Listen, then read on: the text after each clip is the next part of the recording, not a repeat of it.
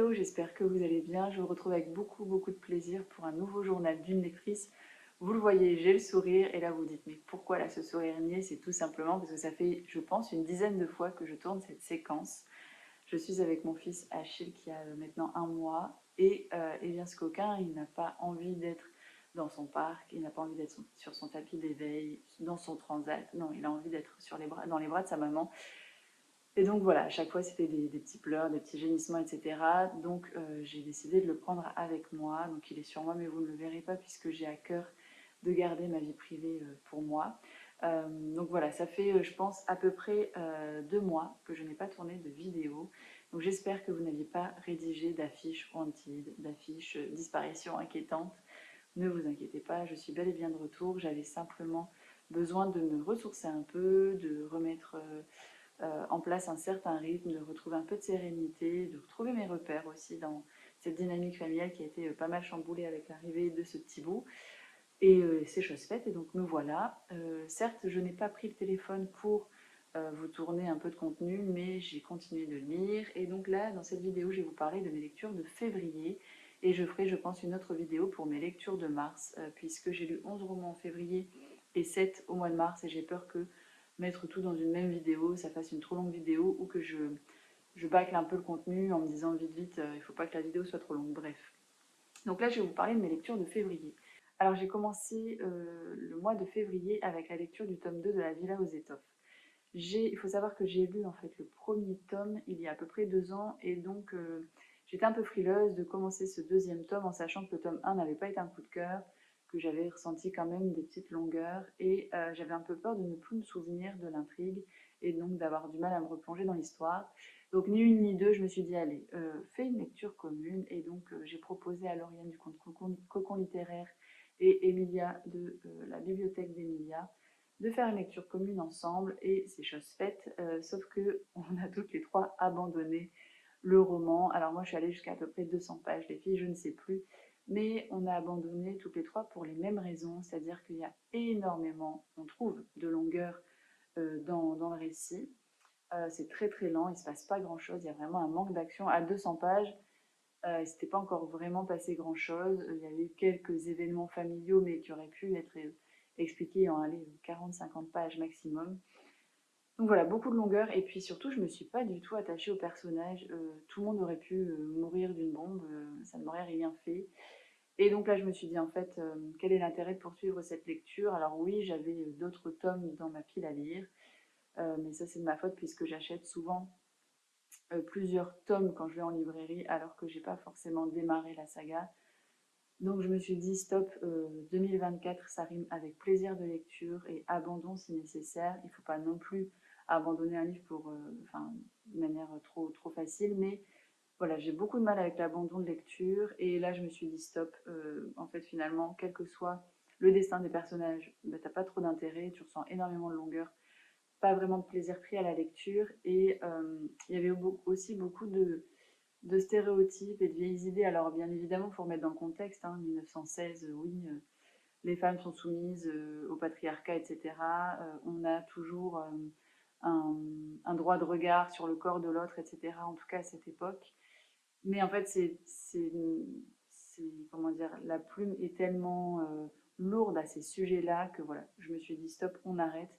Alors certaines d'entre vous peut-être me diront que c'est dommage parce que je sais que c'est une saga qui a énormément plu et que avoir elle se bonifie avec les tomes, mais clairement je pense qu'elle n'est pas faite pour moi et je commence même à me poser la question de savoir si les sagas historiques sont vraiment faites pour moi parce que même quand je prends plaisir à lire un tome 1, un tome 2, j'ai un peu de mal à poursuivre les sagas et donc je me dis bon, est-ce que vraiment c'est fait pour moi? Alors je vous dis ça en sachant que avant-hier, je crois, j'ai reçu le tome 1 de la nouvelle saga historique de Clarisse Sabat. Donc bon, on verra. Je pense que je vais tenter avec celle-ci. Et si je vois que l'engouement n'est pas présent, eh bien j'arrêterai les sagas historiques. Voilà pour le tome 2 de La Villa aux Étoffes. Ensuite, j'ai lu le tome 9 des Enquêtes d'Anna Svensson, que j'ai pas avec moi là, qui est dans ma bibliothèque. Mais clairement, je vais pas relire ce petit bout-là. Donc, c'est Meurtre et Carrot Cake, je crois. J'ai beaucoup aimé, je ne me souviens plus exactement de l'intrigue puisqu'entre-temps j'ai lu le tome 10. Ce que je peux vous dire, c'est que ça a de nouveau été un plaisir de retrouver Anna Svensson. C'est pas des coups de cœur, c'est vraiment des lectures doudou où vous vous dites je débranche mon cerveau, je m'octroie un bon moment cocooning et ben ça fait le job sans problème. Je vais être un peu plus longue dans mes avis pour les prochains bouquins, ne vous inquiétez pas, ne partez pas tout de suite. Bref, allez, j'ai lu Sombre de Max Monod, qui est un polar psychologique. Max Monod, je l'ai rencontré au Salon du Livre de Neux-les-Mines l'année dernière et j'avais beaucoup apprécié notre échange. C'est une jeune femme qui est super intéressante et qui aime bien vous donner des recommandations de lecture, etc. en fonction de vos goûts. En tout cas, c'est ce vers quoi a tendu notre discussion quand on s'est rencontrés. Et l'autrice m'intriguait beaucoup puisque Marie du Campus Yoline Books avait beaucoup parlé du tome 2 de sa trilogie, puisqu'il s'agit de Sombre, le premier tome. Le deuxième tome, c'est Je suis le feu. Et le troisième tome qui vient de paraître en format broché, c'est À la gorge. Et Marie avait vraiment émis un avis dithyrambique sur le tome 2. On en avait longuement parlé. Elle m'avait elle m'avait vraiment donné envie de découvrir la trilogie. Bref, donc toujours est-il que ce tome 1 traînait dans ma pile à lire depuis un an et je me suis dit on va arrêter ce massacre, on va le sortir puisqu'il est très prometteur. Donc dans ce premier tome, on va découvrir Victor Karan, qui est un psychologue en milieu carcéral, qui se rend du coup quotidiennement sur l'île de Ré. Et on va l'appeler un jour, la police va l'appeler en lui disant écoutez, on est avec votre ami Jonas Sombre, votre meilleur ami. Il est en train de, comment dire, il est très éprouvé, sa femme vient de mourir, il est devant le corps de sa femme et on ne parvient pas à le, à le séparer du corps de sa femme, sauf que nous, en gros, on a besoin de bosser sur l'enquête. Est-ce que vous pouvez, s'il vous plaît, venir le chercher? Alors effectivement, Julia, la femme de Jonas Sombre, est découverte morte sur la plage. On sait que ce n'est pas un accident, ce n'est pas un suicide, il n'y a aucun doute, c'est un meurtre. Donc Jonas va effectivement pleurer sur le corps de sa femme et Victor va venir le chercher. Donc Sombre, c'est le nom de famille du meilleur ami de Victor Karan, vous l'aurez compris. Dans cette histoire, donc, Jonas va être accusé d'avoir tué sa femme, puisque pour la police, la première hypothèse quand une femme meurt, c'est que son mari est très probablement l'assassin. Et donc Victor va faire des pieds et des mains pour disculper en fait son ami. Et donc il va mener sa propre enquête. Et c'est ça qui est super dans ce roman, c'est que on est sur une enquête menée par un psychologue. Et moi, en tant que psychologue de formation, je ne peux qu'être curieuse de ce que Max Monod va nous proposer. Et clairement, elle fait le job. Elle fait très bien le job dans ce roman. Victor Karan, c'est pas un homme tout lisse, c'est un homme qui a un passé qui est très lourd. Et on va apprendre à le connaître au fur et à mesure, on va s'attacher à lui, et ça j'ai beaucoup aimé découvrir un petit peu ce personnage torturé au fur et à mesure. On sent bien dès le départ que c'est un être qui est bien cabossé par la vie et on se demande ce qui lui est arrivé. Et au fur et à mesure, on va découvrir son passé qui est vraiment très lourd. Et du coup, bah oui, on va s'attacher et on va même avoir envie en fait de l'accompagner dans le cheminement qu'il est en train de faire. Bref, je ne vais pas m'étendre sur Victor parce que j'aurais peur de trop vous en dire. Donc j'ai beaucoup apprécié le personnage principal et vous le savez, pour moi c'est très important. L'enquête est vraiment bien ficelée, le rythme est vraiment dynamique, la plume est super fluide.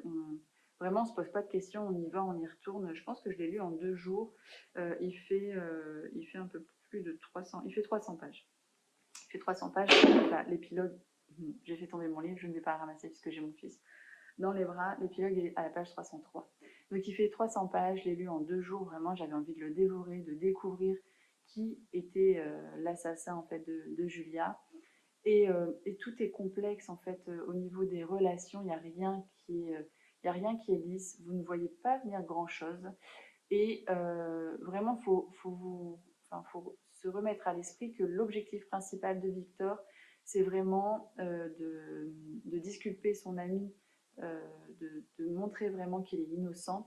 Et donc, vous allez osciller entre, bah oui, je plus sois Victor a raison, son ami est innocent, en fait, est-ce qu'il n'est pas en train de se tromper? Mais non, il ne peut pas se tromper puisqu'il est psychologue, donc il connaît vraiment le profil de tous les gens qui l'entourent.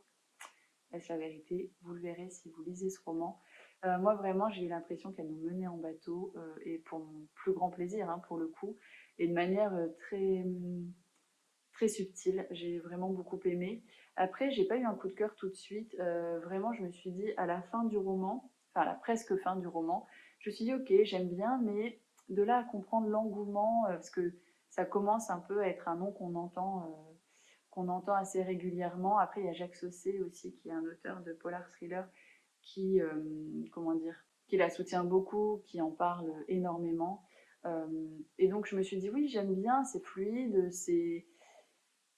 comment dire, c'est astucieux d'avoir mis Victor, ce psychologue, en personnage principal et en enquêteur, du coup.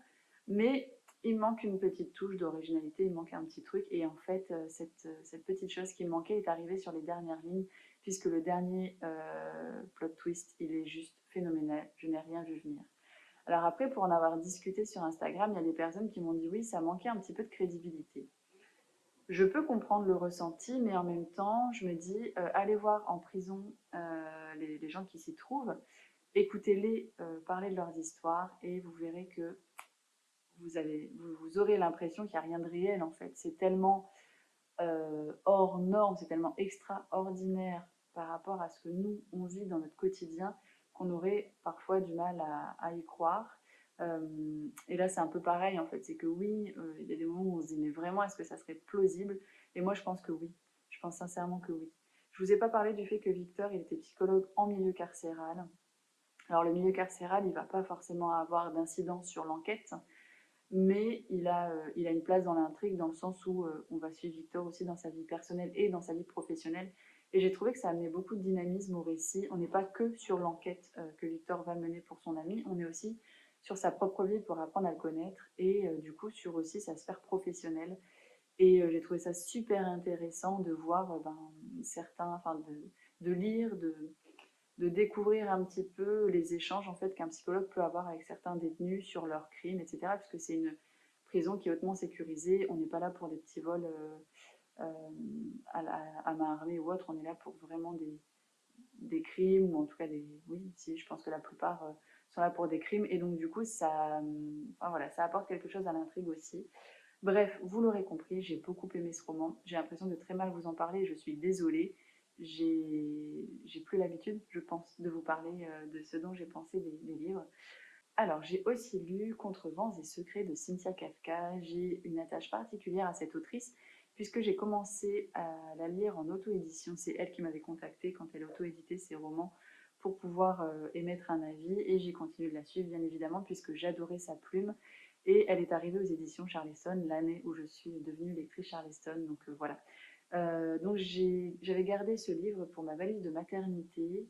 J'avais pris un Virginie Grimaldi pour Éléonore. J'avais à cœur de continuer de prendre une autrice qui me tenait à cœur, en tout cas avec qui j'avais un parcours particulier pour Achille. Et donc voilà, j'avais choisi ce livre-là pour la valise de maternité et je n'avais pas du tout lu le résumé puisqu'il m'avait été offert par Anaïs, la cousine de mon conjoint. Et de toute façon, je voulais le lire et je me suis dit, ne lis pas le résumé, tu verras bien, tu le découvriras quand tu tourneras les premières pages.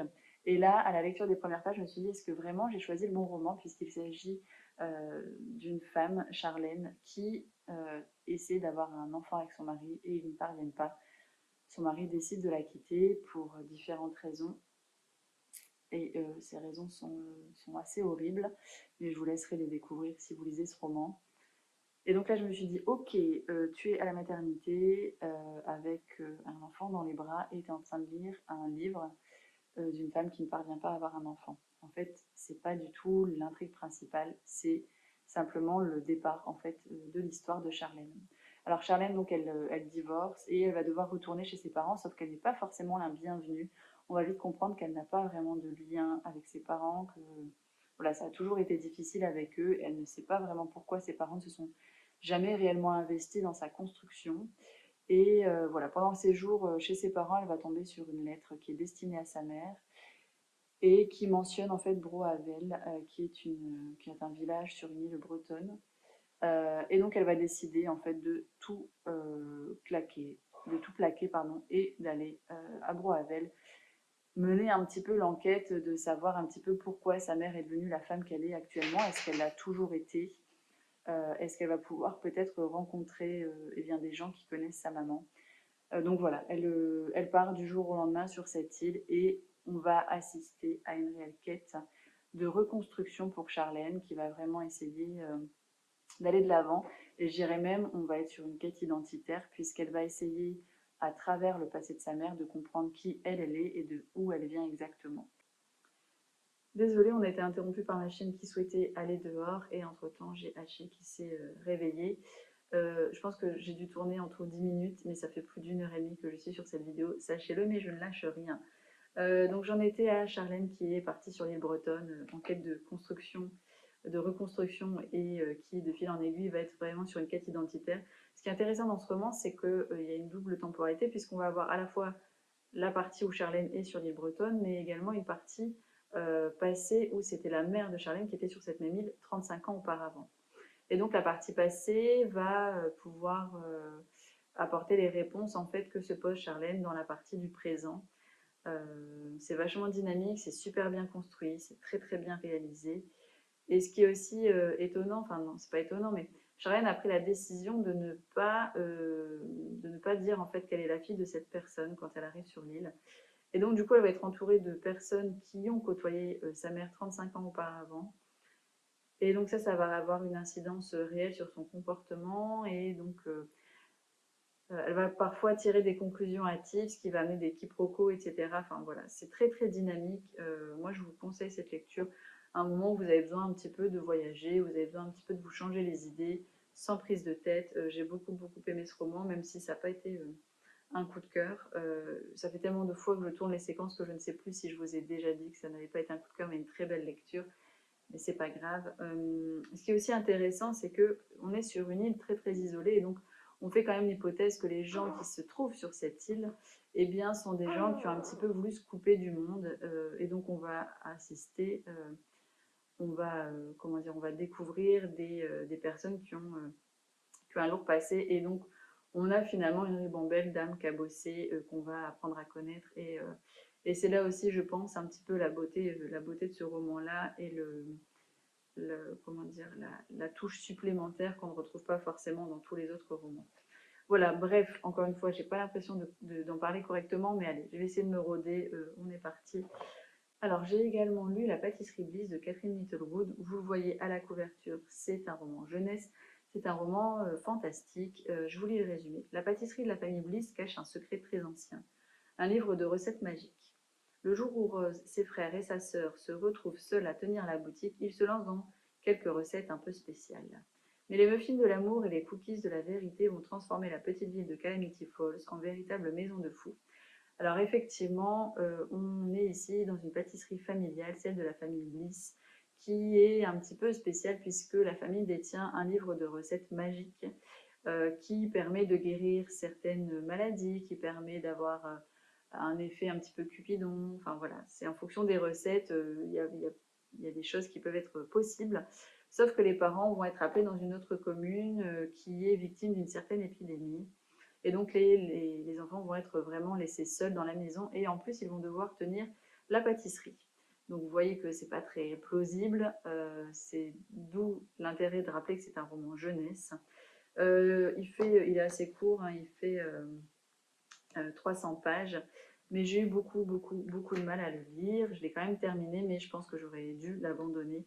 C'est un roman qui est beaucoup trop jeunesse pour moi. J'aurais pu lire quand j'avais une dizaine d'années, mais là, à 32 ans, c'était pas fait pour moi. Il y a très très peu de choses cohérentes, donc beaucoup d'incohérences.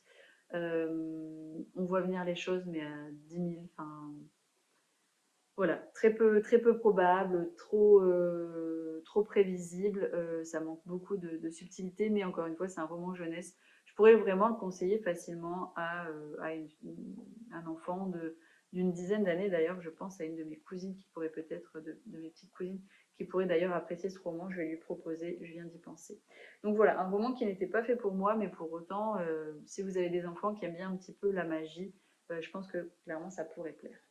J'ai également lu le tome 2 des McCoy d'Alexiane Thiel. Donc c'est une saga New Romance, mais qui se passe en Écosse. Alors de manière, comment dire, dans une temporalité contemporaine, mais qui quand même a un petit côté historique puisqu'on va parler des clans écossais. Dans cette saga, les clans d'Écosse existent encore et donc on va assister vraiment à tous les conflits claniques qu'on peut imaginer. J'ai pas envie de vous spoiler le tome 1, donc je vais simplement vous dire qu'on va retrouver Caleb et Phèdre dans ce tome-là, qui vont un petit peu être en conflit, un peu beaucoup d'ailleurs.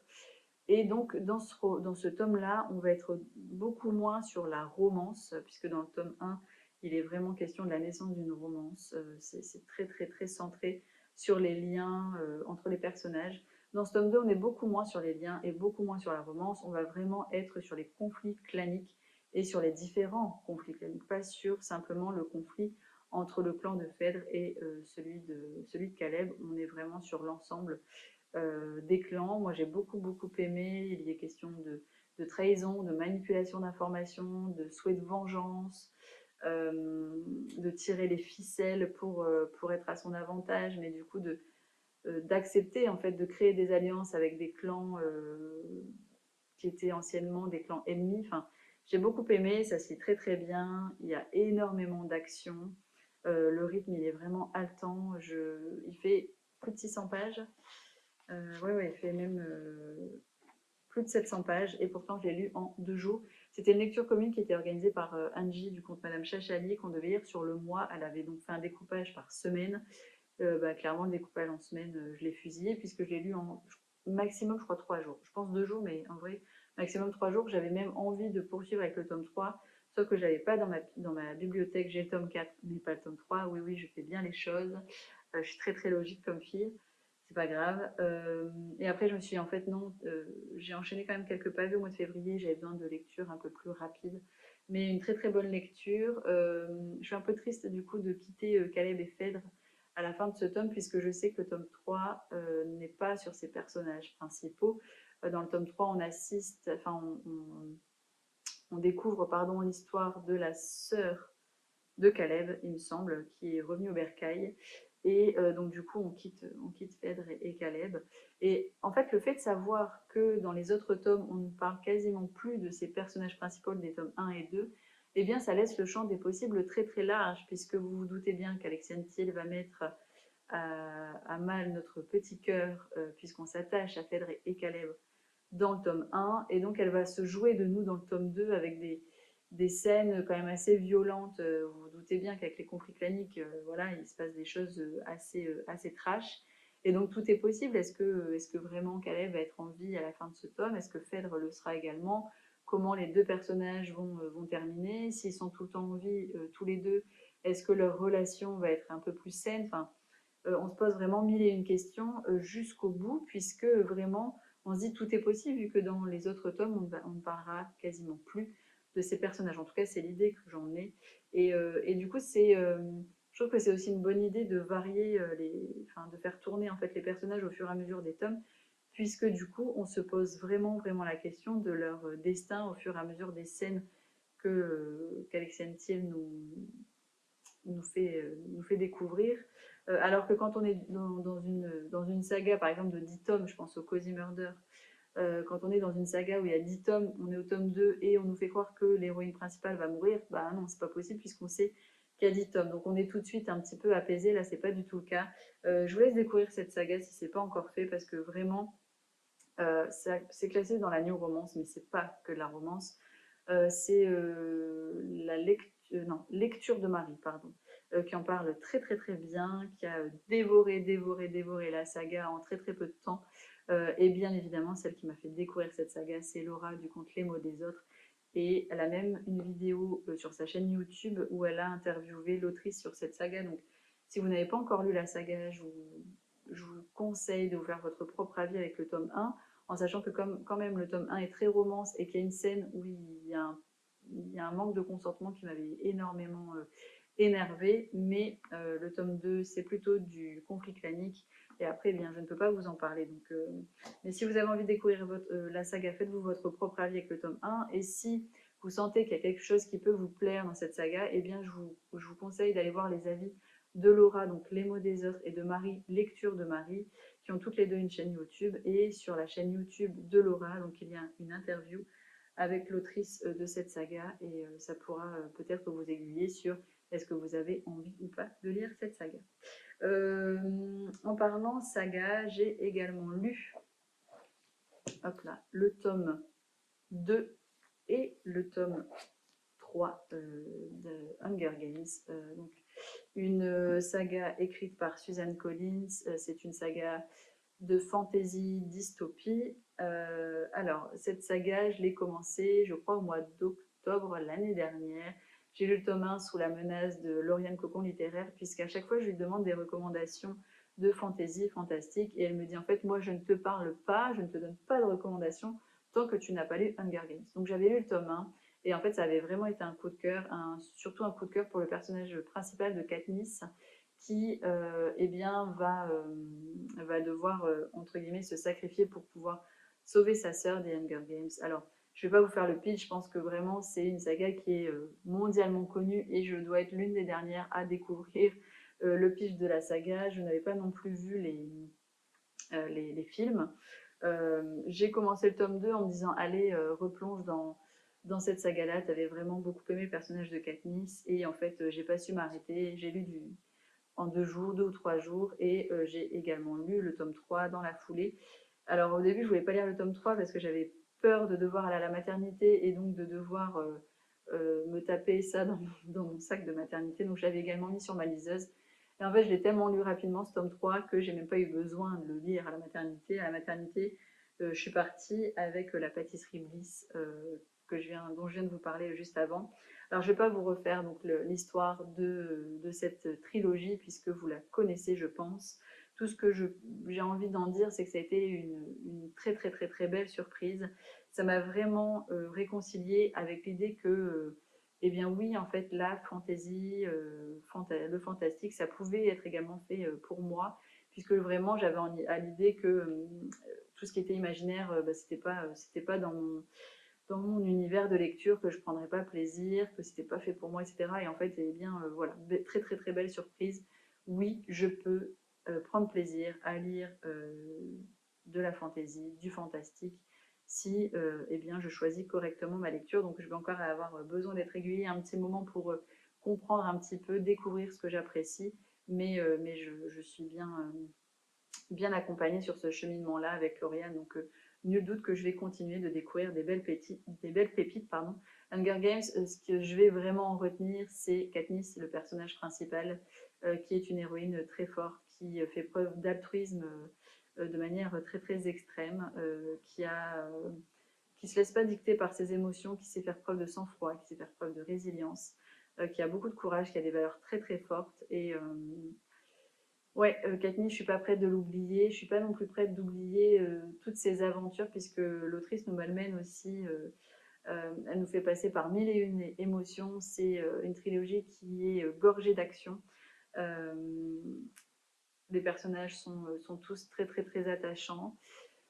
J'ai pas mal de scènes en tête qui sont très chargées émotionnellement. Et pareil, ça, je pense que je suis pas prête de les oublier. C'est ça aussi la force du roman, c'est que comment dire, malgré toute l'action perpétuelle dans cette trilogie, eh bien, il y a quand même des moments clés qui vont vous rester en tête et qui feront partie de ces souvenirs que j'aurai encore dans plusieurs années. Donc beaucoup, beaucoup d'émotions dans cette trilogie, un personnage principal fort, beaucoup d'action, bref, eh bien, moi j'ai beaucoup aimé. Je n'ai pas encore publié, je pense, sur Instagram mon avis sur la trilogie de manière générale, mais j'en dirai pas beaucoup plus que là ce que je vous ai dit. Donc j'ai quand même lu ces 2 beaux bébés en moins d'une semaine, donc ça montre bien que c'est addictif, c'est fluide, c'est facile à lire. Bon, il y a quand même des moments où j'ai refermé le livre en me disant oh, elle nous a vraiment fait ça l'autrice, mais non, dans quelques pages, elle va dire qu'en fait c'était une blague, elle va voilà, et en fait non, et je pleurais, voilà.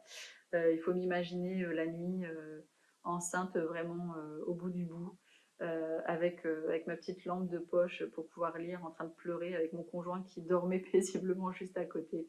Bref, c'était du grand n'importe quoi. J'ai également lu Ce qui fait briller les étoiles d'Aurélien Benoît-Lide et de Maud Nissande. J'espère que je n'écorche pas trop les noms. Ça m'a été envoyé par Flammarion. J'étais assez étonnée d'avoir ça dans la boîte aux lettres. puisque je n'avais pas été prévenue, mais pourquoi pas.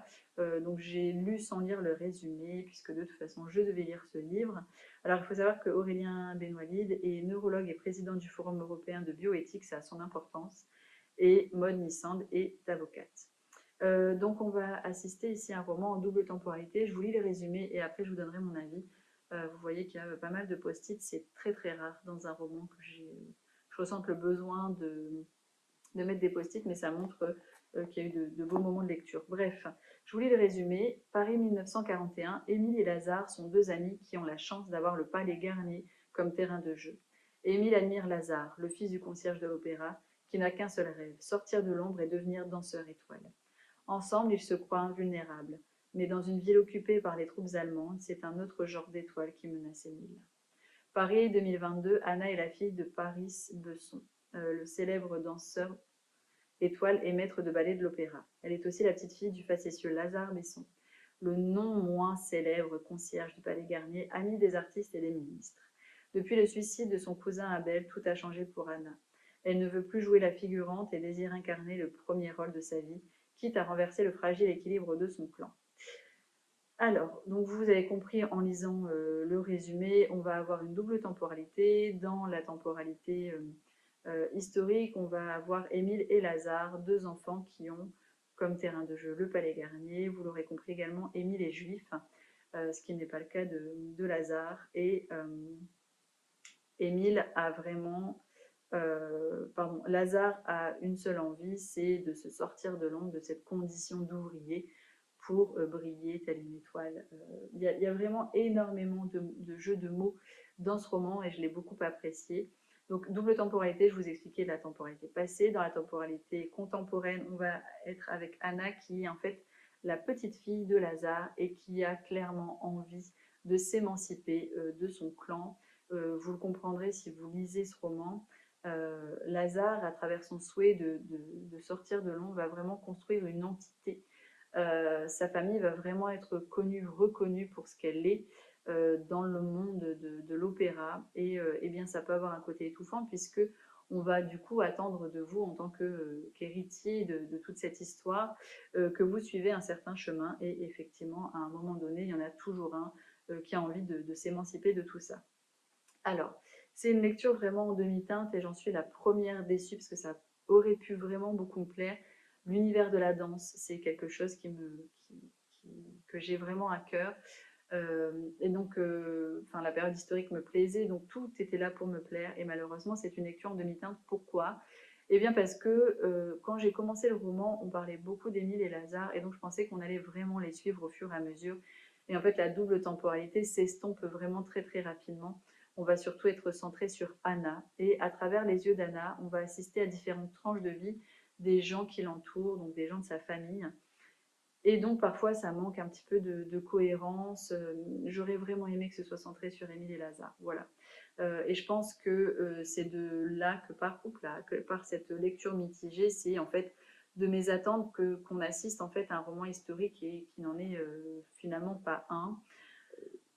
Par contre, la plume est très très très travaillée. Il ne faut pas vous attendre à une lecture fluide. On a énormément de jeux de mots. Et au-delà des jeux de mots, on a énormément de jeux de construction. C'est-à-dire que parfois, on va être sur une écriture en vers, parfois sur une écriture en prose. On va comment dire, prendre des codes de la poésie. On va avoir énormément de figures de style, on va avoir beaucoup de jeux de mots. Vous voyez là, ce qui fait briller les étoiles, on est à la fois sur l'étoile juive, on est sur l'étoile de danse, enfin, voilà. Donc c'est pas facile à lire. Et parfois, malheureusement, eh bien, j'ai trouvé que l'écriture souffrait de certaines lourdeurs.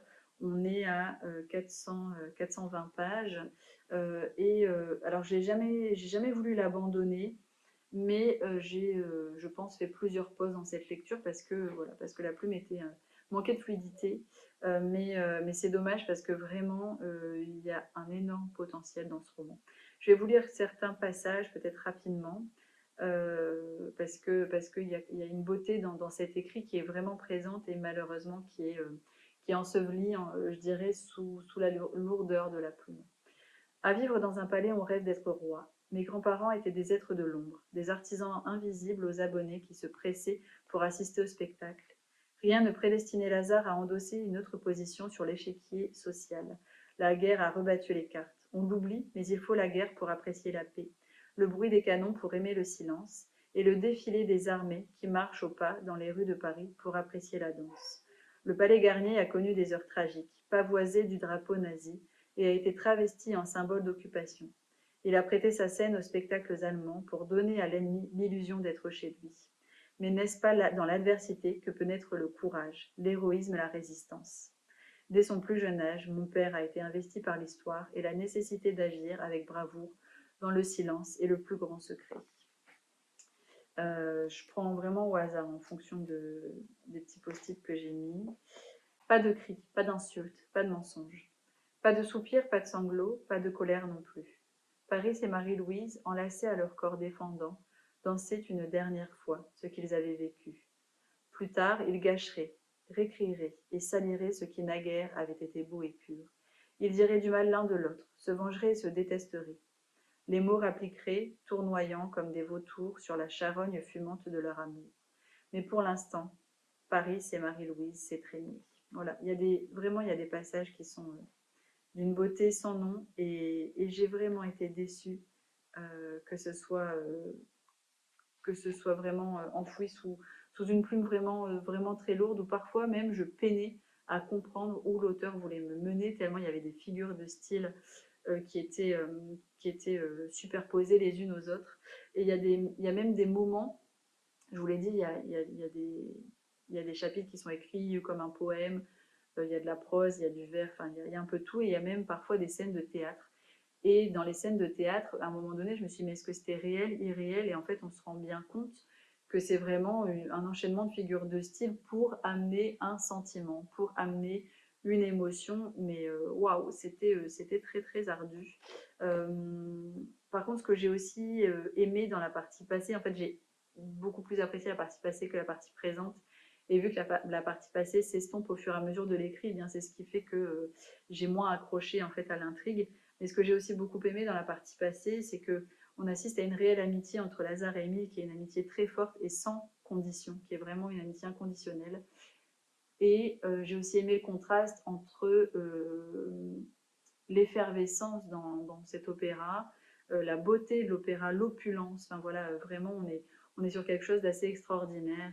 Et il ne faut pas oublier qu'en fait, dans les rues, on a un silence de mort, puisque les troupes allemandes eh bien, sévissent dans les rues avec la fuite des juifs, etc. Donc on a cette opposition qui est quand même magistrale dans la partie passée et qui, moi, qui m'a beaucoup touchée. Voilà, alors on va amener un peu de légèreté avec L'Art meurtrier et du lait de coco, qui est le premier tome de la nouvelle saga Cozy Murder, qui est éditée aux éditions du Cherche Midi. C'est une saga qui s'appelle La cuisine mortelle de Tita Rossi et qui est écrite par Mia Manansala.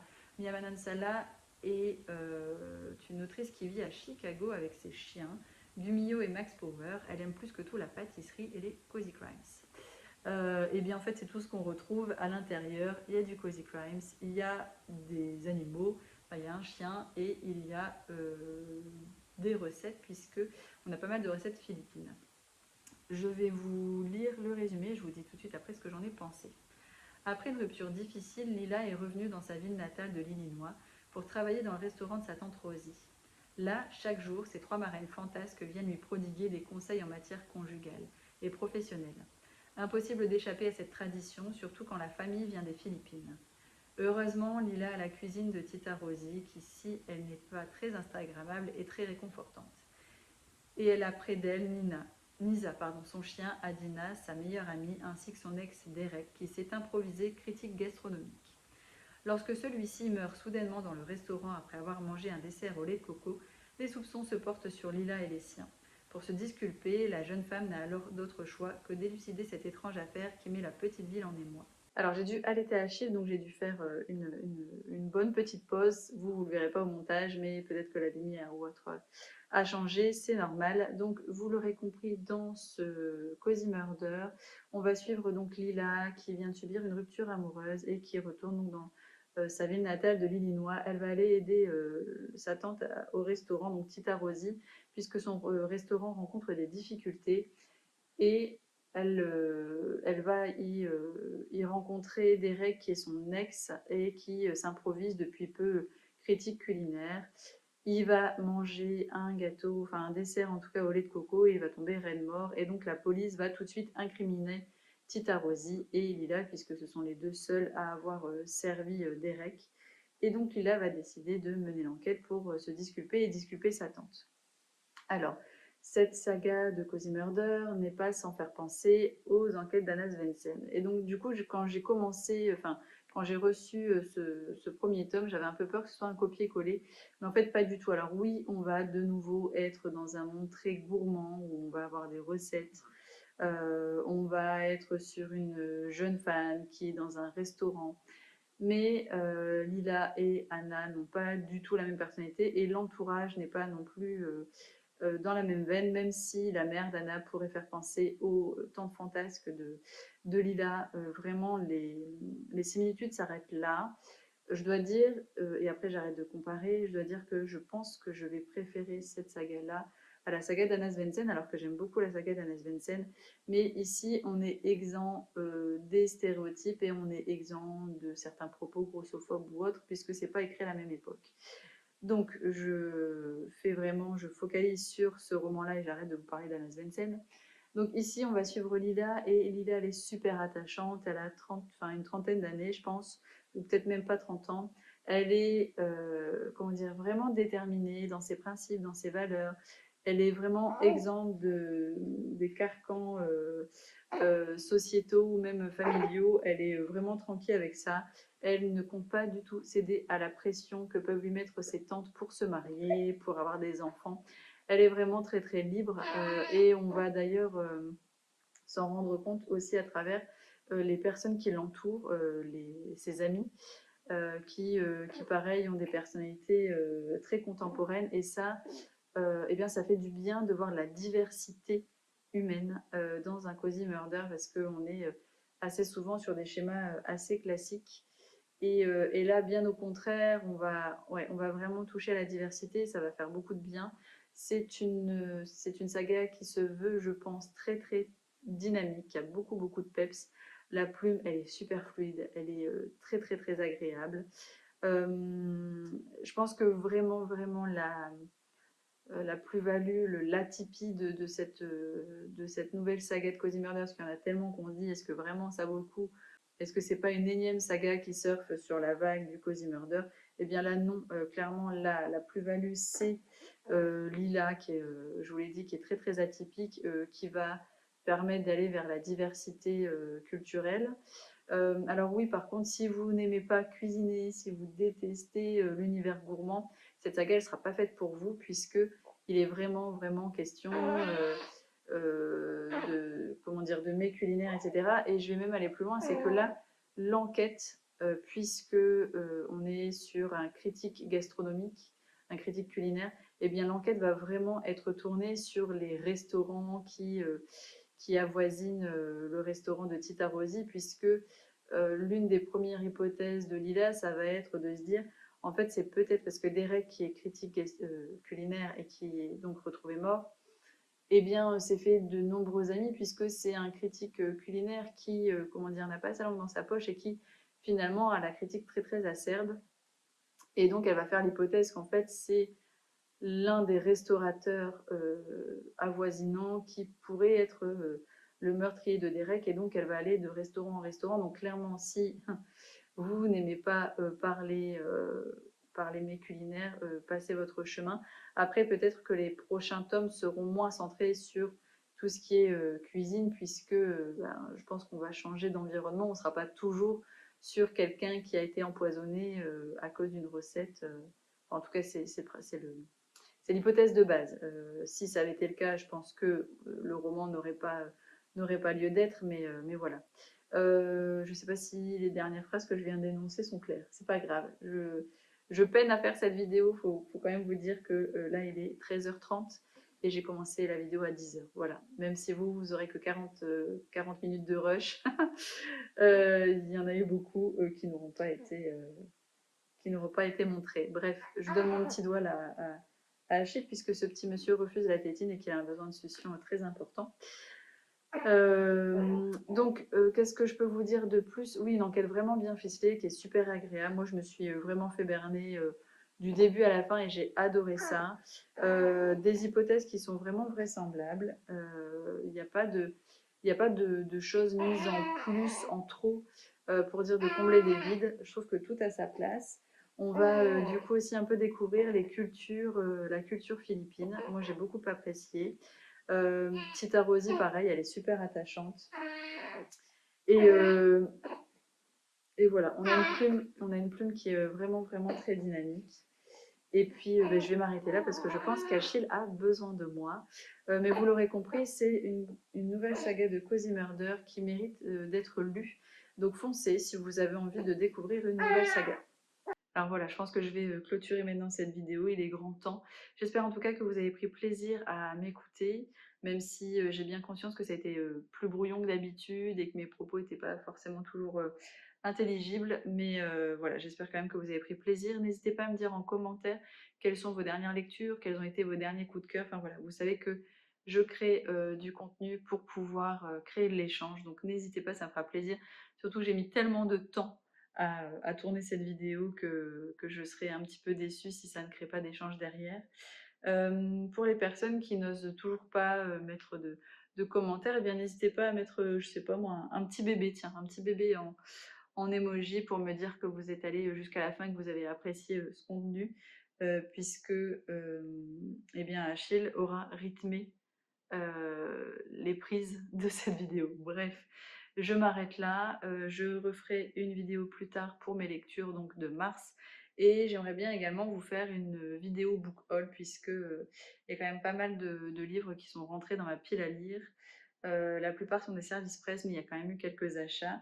Et le mois de mars eh bien, a marqué l'inversion de la tendance de ma pile à lire puisque j'arrivais à la faire diminuer depuis plusieurs mois et là on est à plus 2 par rapport à février alors que j'ai quand même lu 7 romans en mars. Donc ça fait en fait plus 9 romans qui sont rentrés, 7 lus, donc il y en a encore 2 en plus. Et donc du coup, eh bien, j'ai refranchi la barre des 60, ce que je ne souhaitais pas. Mais bon, ça veut dire qu'il faut que j'accélère mon rythme de lecture? Non, bien sûr que non. On se le redit encore une fois, mais le principal, c'est de prendre plaisir à lire. La pile à lire, il faut la laisser vivre, et puis peut-être qu'il faudrait que je refasse un tri, c'est possible. En tout cas, voilà, je vous souhaite une belle journée, une belle soirée en fonction de votre moment de visionnage. Moi, je vais aller profiter des petits sourires là, de ce petit bonhomme qui est dans mes bras. Voilà, en tout cas, je vous souhaite de continuer de prendre plaisir à lire, et puis je vous dis à très vite.